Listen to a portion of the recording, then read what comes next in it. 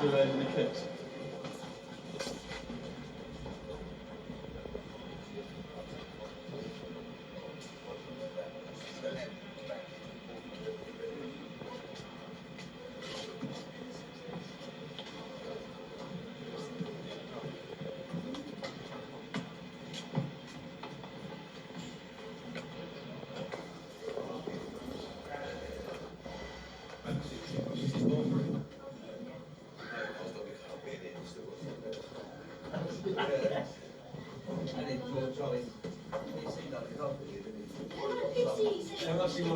Well, he's got some, he wants the boys to get some mugs out of it, but he's getting on with them.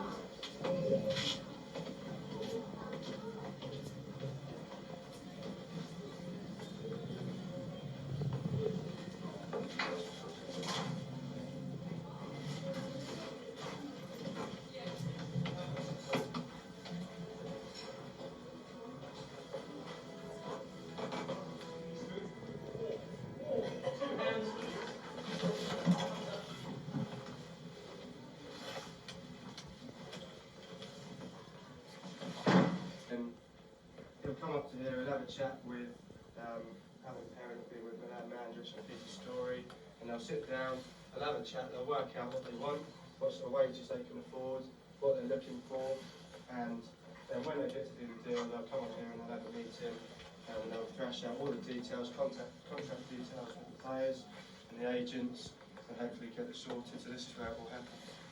Okay. The chairs on the table over there are actually from HMS Victory. Alright, they've been given to the club. So that's quite a that's a picture of the Victory on the wall at the back now. Okay, so I'll just go through a little bit of the history of Pompey. Okay, Pompey was founded in what year? The year it was founded. Yeah, what year did you see when you come in? Were you observant? Looking up, written up on the entrance? 1898. 1898. Okay, so 1898. Yeah, it's cheating, that's shocking. Right, 1898, which means it is how many years old? 207. 107. 107, yeah. Alright, 107 years old. Okay, so quite an old club. Alright, 1898 was founded. The first major honour that Pompey won was 1939. Okay, do you know what that was? The FA Cup. Top man, well done. So it was the FA Cup. It was the third time Pompey had got to the final, and they'd lost the previous two. And that year, 1939, they got to the final. In the third round of the cup, they actually got drawn at home at Fratton Park, and the manager was a man by the name of Jack Tin, the big fat man, and he actually got, for the third round of the cup, he wore this little cloth thing here, which is called, they're called spats. And what they do is they went, in those days, they went over the top of his shoes, and they were a little fashion item. And he wore them for the third round of the cup, and when we won, he thought, well, these must be a lucky omen. So what he did was he put them in a safe, he locked them away, and we got drawn at home for the fourth round of the cup, and he wore them again, and we won. Then he put them away again, we got drawn at home in the fifth round, the quarter-finals, and he wore them for every round of the cup, and we got all the way to the final. And when we got to the final, we played against Wolverhampton Wanderers, okay?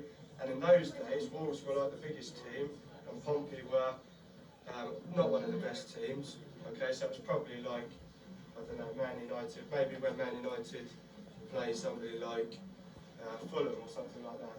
Alright, so Pompey were like Fulham, Wolves were like Man United, they were the top team, and everybody thought the Wolves were going to win, and Pompey were just turning up to make up the numbers. But Pompey had other ideas, and they went up there and they won 4-1 in the final, in front of about 106,000 people. And that was at the old Wembley Stadium, alright, which at the moment is being rebuilt, ready for England and hopefully for the Olympics as well. Alright, so that was at 106,000 people at the old Wembley Stadium. And Pompey brought back the cup. Now obviously they get to keep the cup for 1 year, and then it has to go back for the next club who wins it. And every club gets a little mini replica, and the little replica is the cup that's behind the spats there. Alright? But in 1939, there was another major event which happened, which was the World War. So, Second World War happened, and all of football got suspended because all of the players had to go and fight for their country. So what happened was, in that year, because Pompey had won the cup, there was no football for 7 years until 1946. So Pompey got to hold on to the cup for 7 years. So a little trivia question which sometimes comes up, which club has held the FA Cup for longest? The answer is Pompey, okay, because they got to hold it during the war. It was actually held at a few different locations during the war as well. It got moved around the city to keep it safe, and I think it actually got lost once as well. There is a story about a dog called Pebbles. I don't know whether it's true or not. Pickles, it's a pickle. And he found it, didn't it? Yeah, so whether that's true or not, there is that story. The football which we've got down there was actually a football which was used in the championship winning season. So 1939 we won the cup, 10 years later 1948 to 49, and then 49 to 50, Pompey won Division 1, which is, or was, the top league in those days. Obviously now we have the Premiership, but in the old days it used to be Division 1, 2, 3 and 4, and Pompey actually won Division 1 2 years running. Okay, the second of those years, we went the whole season without losing a game at Fratton Park. Okay, and the team that finished second to us that year was... It was, who do you reckon?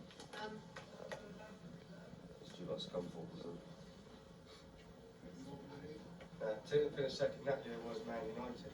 Alright, so in those days it was Pompey, Man United, and we were the best team, and Man United was second to us, okay? So hopefully in a few years' time it'll happen again. Alright, so that football there was used in the championship winning season. It's actually signed all of the championship winning players. You can have a look at it in a minute, okay? And there is a little story, it's actually laced up at the front, okay? And the old footballs used to have a bladder, a pig's bladder or a sheep's bladder that was put inside, pumped up, okay? And then they used to lace the football up around the outside. And because it was heavy leather, if it was wet, raining, the ball got quite heavy and it was quite painful, okay? And somebody told me a little story once about how the good players, the really top players of that time, used to be able to cross the football in such a way that they could get the laces pointing away from the person who was heading it. Alright? That was a story my granddad told me. And I've never forgotten it. Okay? So that because if you headed it on the laces, it made a big lace imprint on the forehead. Alright? So Stanley Matthews, he was that kid, so maybe he could have done that. Alright, so that's the football that was used in the championship winning side. Okay, 1948, 49, 49, 50. We then started to slip down the leagues a little bit. Okay, over the next few years, we went all the way down to Division 4. Then we worked all our way back up again to Division 2. And then in 1987, 88, we got promoted up to the top league again with Alan Ball as manager. But we went straight back down again, and we stayed in Division 2, which then got changed to Division 1 when the Premiership was formed. We stayed there until 3 years ago when Harold Redknapp took over, and we got promoted again back up to the top league. Okay, which was definitely the best season I've ever seen at Pompey in my time. And the top scorer that year, who was top scorer when we got promoted? Todderer, good, alright. So any of you are going to be professional footballers when you get older? You're going to be a pro? Right.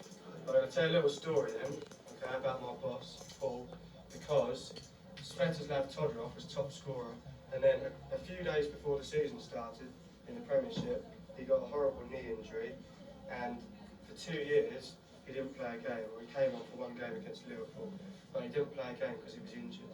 Okay, he's just fought his way back now, and he's on the fringes of making a return. Alright, but it is important that an injury can happen to you at any point.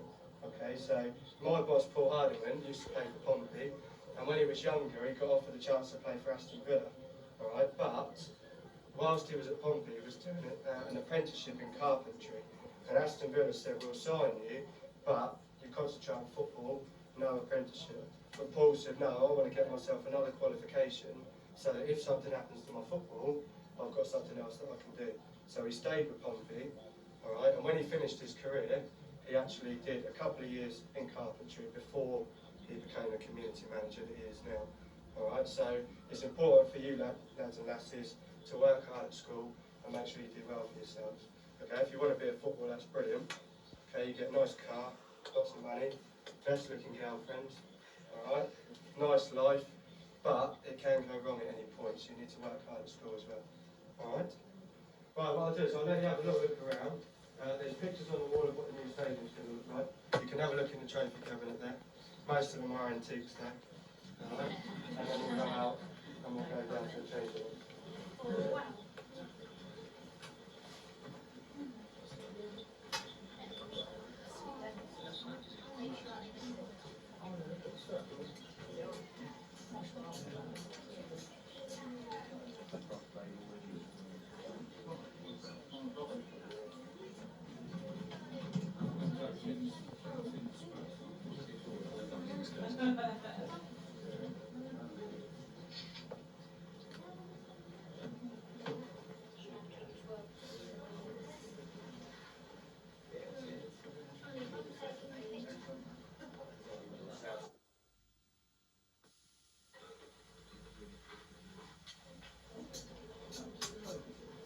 I don't know actually.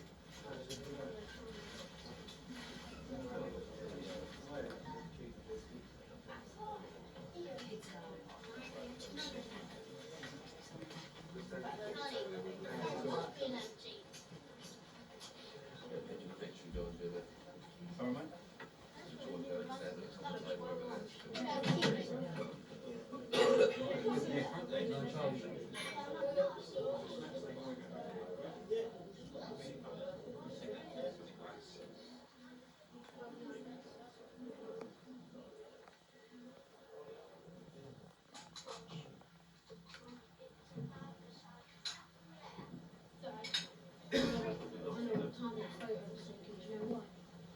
Right, okay, if everyone's happy, we'll go down to the changing rooms. Okay, it is important, okay, nobody touches anything, all the kits are laid out.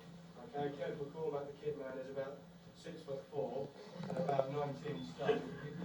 And he's a Welsh boxer. He had a boxing match against Audley Harrison in the Commonwealth Chamberlain.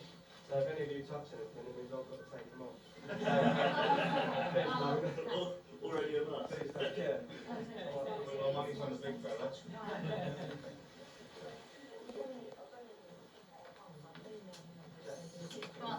Thank you. 10 years time.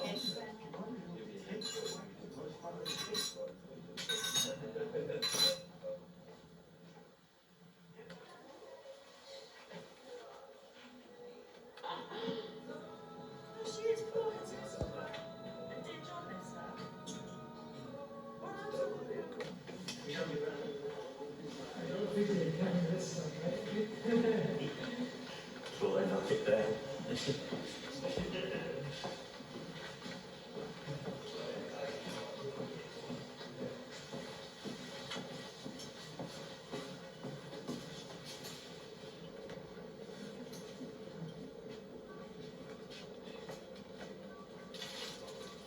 didn't get that from my full parent. You didn't? No, people say days, Tuesdays, Thursdays, Fridays. Yeah. And I said, well, I've got plans. She looked at me and went, we should probably arrange that. On. Yeah, keep going.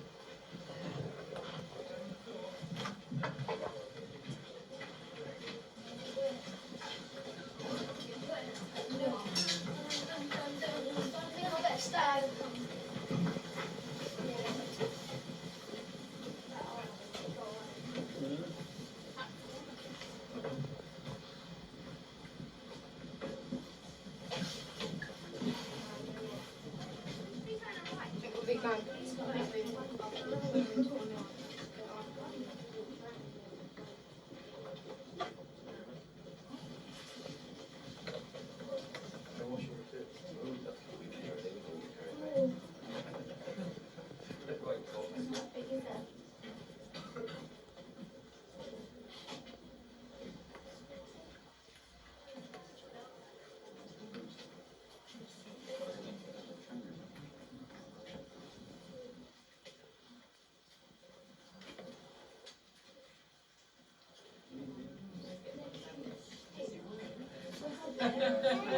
That's the chilling game. That didn't work.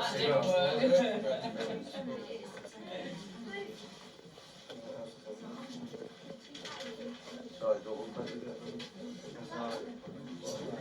Oh, that's down. That's down. Right. Okay, this is obviously the home dressing room. The first thing that won't be playing, so I'd imagine it'll be either shoes and Diao or maybe gel and VFO, I don't know. Looks like Viewkeeper's there got are- a fit. Sorry, has it? So maybe, I mean, it might be subject to change, but it looks like it will be 11 from those 12 over there. Alright, so,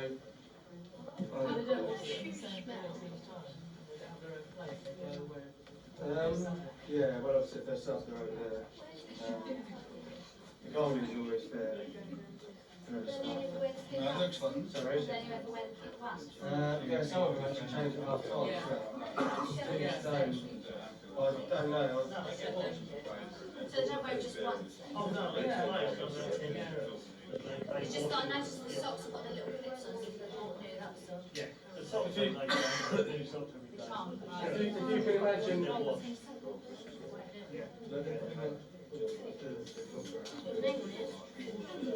And if you know, the sub player's got about 3 shirts. I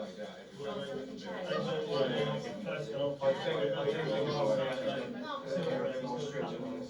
Doctor, physio, okay, you can imagine it's quite cramped. Yeah, it's quite cramped in here. The away dressing is exactly the same size, but most of the new stage, if you go to Chelsea, they actually turn the heating pipes on in the middle of the summer. In the away dressing, they turn the heating on full blast to try and make it uncomfortable for the away team. And they'll do the opposite in the winter. There'll be no heating at all, so it'll be freezing cold. So there's all sorts of little bits of cadence which should go on. When Wimbledon used to play at Selhurst Park, they used to put a big ghetto blaster right outside the away team's dressing room, and they used to turn it up full blast so they couldn't listen to their team talk. Okay, so there's all sorts of little bits that go on. Just through that door there, you've got showers on the right, and there's 2 baths in there as well. Okay, in the olden days, there used to be one big bath, and all the players used to jump in together. But these days, the health and safety doesn't allow that. But the reason there's 2 baths there is about 5 minutes before the end of the game, Kev the kitman comes in and he'll fill one up with hot water and one with ice cold water. And any players that have a knock, what they'll do is they'll spend about 10 minutes in the cold, then 10 minutes in the hot, and they'll switch over a couple of times. And what that does, the hot and cold actually brings the bruising or the swelling out quicker, which then enables the injury to heal. And hopefully get them back to fitness quicker. So any players that have a knock will go in there. The rest of them have to make do with a shower. Right, there's no grill cream in there either. The room next door on that side, it might be open, but I don't think we're allowed to go through anyway. You can have a little look, but don't go, and that's actually a fitness room where the players that are injured will go in there with the physio, and there's a couple of massage tables and bits and bobs in there. Okay, but I don't think we're allowed to go in there. Normally on the tables laid out before the game, you normally see Lucas drinks and Jaffa cake. Okay, Jaffa cakes are quite well known for quick energy providers. Alright, so those of you lads playing in teams should always have Jaffa cakes at half time. Okay, just before the game. The other thing as well, the boots. Notice that most players will have 2 or 3 pairs of boots. That or more. That depends on when they go out to do their warm-up. It depends on the state of the ground. Obviously, in the middle of winter, if the ground's soft, they'll have longer studs. If the ground's harder, then they'll have shorter studs. So the players will make a decision on that when they do their warm-up as to what pair of boots that they are going to wear. Do we get to see your wages? We'll go past the away dressing. I think that's Close the door and run. I don't know, because I've got a feeling that the other blokes just turned up to lay their kits out. That's what I'm In which case, there's no chance they'll know that. No, I meant that the door's open to take. If the door's open, you can pop your head in and take a picture, yeah. But I think they've just turned up and they're just laying their kits out. In which case, I won't want us playing, so I'll have 2 in there.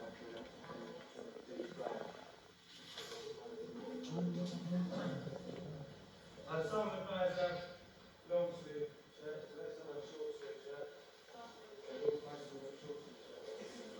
Some of them, yeah.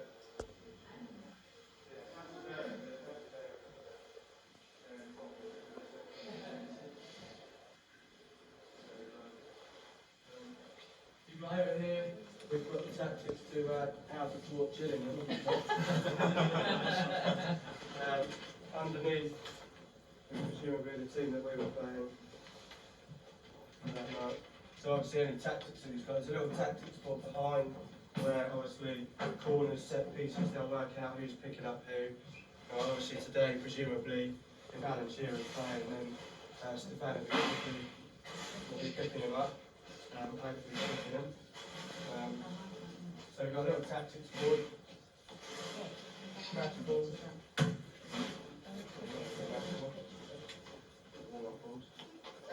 When we do go down, the referee's room's on the left-hand side as well. And there's got referee's room marked on it, so you can have a little look at that as well. Check the Okay. pockets before. Yeah, that's it, yeah. Hope so. So maybe we'll be edged down. Right, okay, what we're doing, we'll go out and we'll go out the tunnel, and then we'll just go and sit up in the TY Europe stand, or Fratton end, and then we'll sit on there for a couple of minutes, just to finish off. So if you want to follow me, please don't go off if you can. Yeah. Yeah. What a surprise always happens to Blake.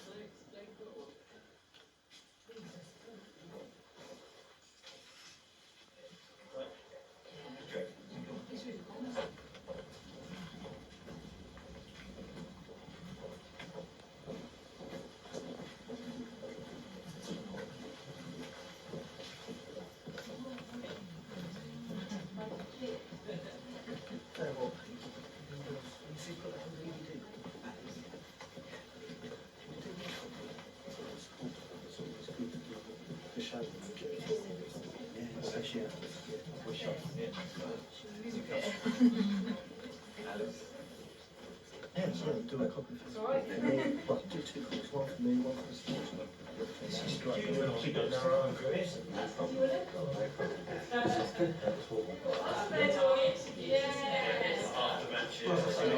file from West Brom. If you need it, or just in the room, then you try it.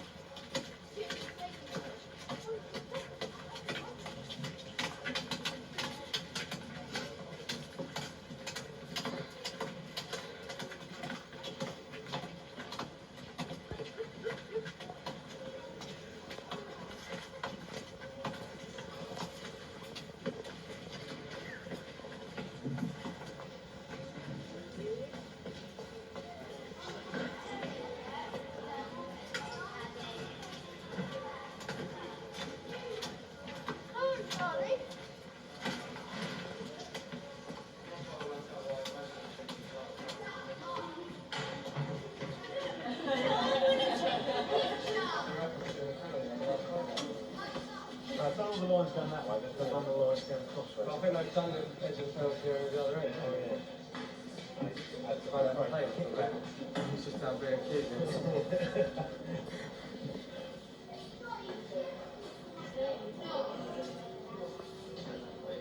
I think right over in the very distance over there's Hailing Island.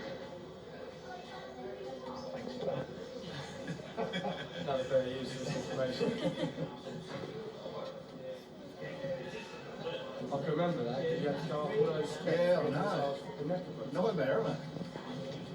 Yeah. Went to the music that way. Just that last night. I imagine I just wanted to It's just really,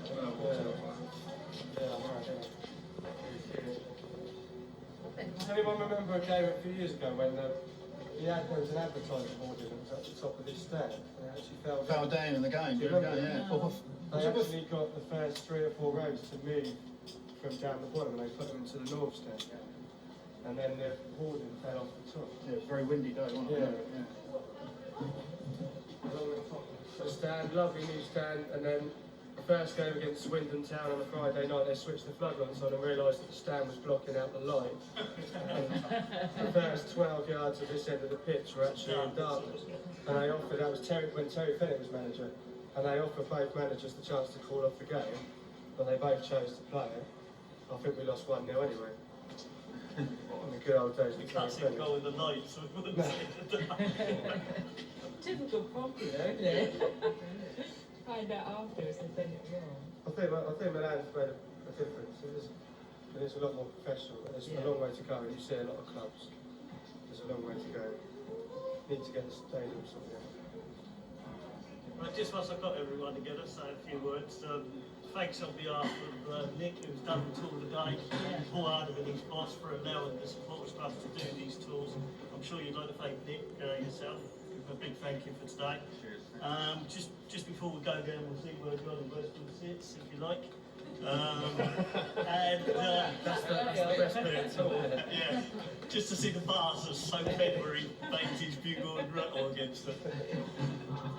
But yeah, thanks Nick. Thanks for everything. And the next tour, if anyone's interested, is December the 17th before the West Brom game. Well, not. They do put a new seat in there every year for us, but and this is a bar, as you can see, badly, which they try to knock out every year, and they never achieve it. But that's where he actually bangs his bugle. This side is absolutely unbelievable. Too far from this side. But yeah, on will be from the run.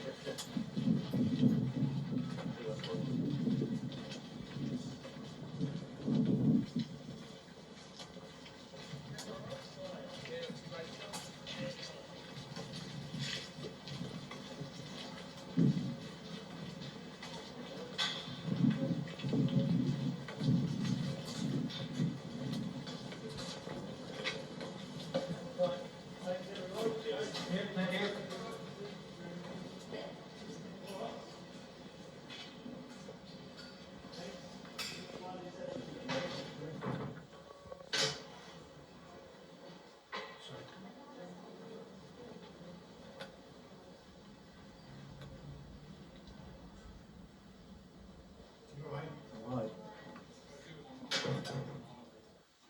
Few memories. Right, film the cabinet as well. Where all gets knocked down. well, this won't be knocked down. Ah, good. Just have a quick film.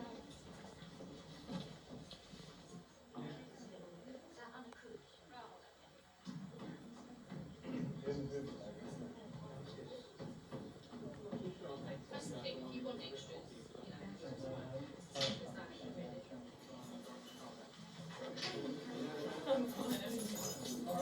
Yeah?